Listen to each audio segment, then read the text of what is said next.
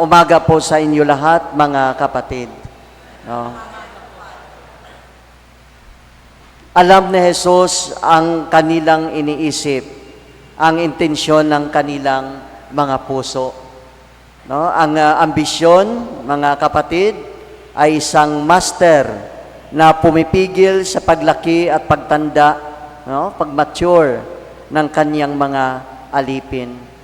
No? Si Jesus, ang tunay na master, ay hindi nawawala ang kanyang pasensya at ipinakita niya sa kanyang mga alagad ang panlunas, no? The antidote sa kamandag ng ambisyon.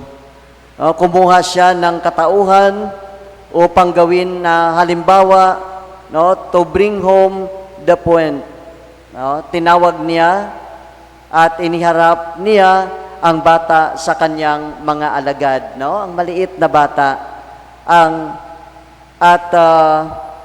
tinatawag na the little ones, no? At ipinaliwanag na kailangan silang ating tanggapin at pagsilbihan. No? Sa mundo ng Diyos, everything works in reverse. Kapag kabaliktaran, no, ang pinakaaba sa inyong lahat ay siyang pinakadakila. No? Kabaliktaran sa mundo iyon, no?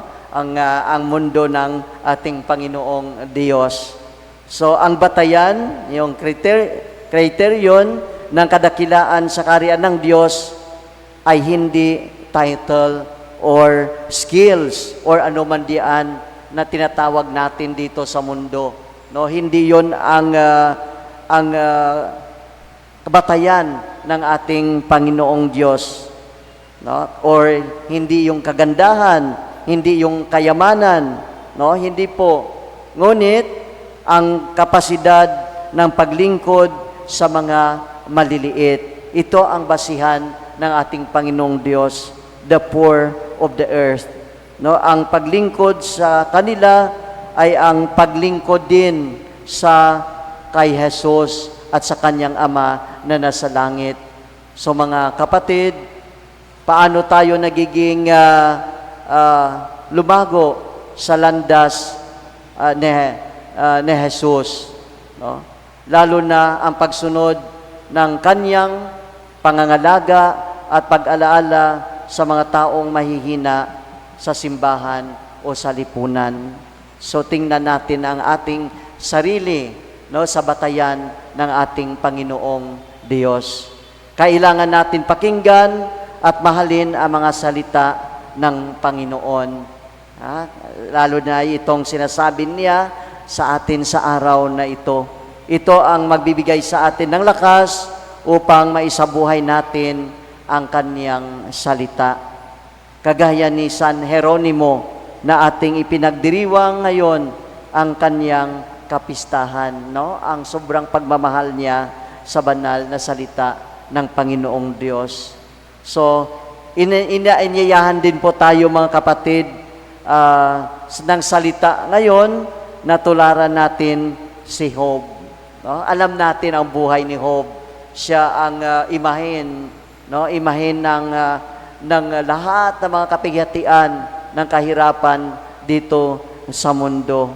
Ngunit hindi siya natitinag dahil sa kanyang pananampalataya.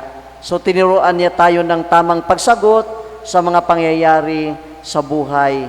No? The right response we should always make to our God na makikita natin kay Job, yung kanyang pag-ibig, love, no? Hope, gratitude, the holy fear, reverence, faith, and trust.